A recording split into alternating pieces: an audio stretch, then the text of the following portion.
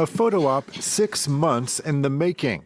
A government coalition for the Netherlands, led by the far-right leader Geert Wilders, who promised to stay true to his party's hard line on immigration and to opt out of the EU's new asylum system, even if it took years to do.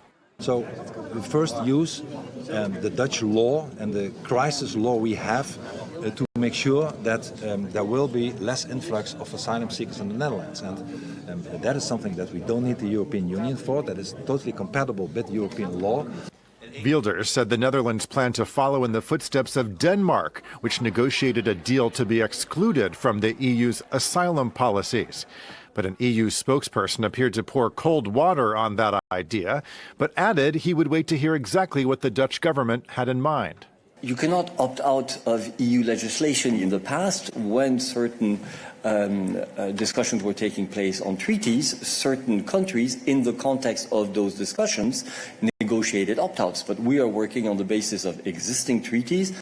The EU's pact on migration and asylum includes tougher borders and shared responsibility among the bloc's members to take in asylum seekers. The new rules come into effect in 2026, and the deal's passage comes ahead of Europe-wide elections next month, in which immigration is playing a major role. Meanwhile, as Dutch politicians outline the government's new policies, it still remains to be seen who will be prime minister of the EU's fifth-largest economy. Prime Minister Mark Rutte is retiring from national politics and is expected to be tapped as the new NATO Secretary General.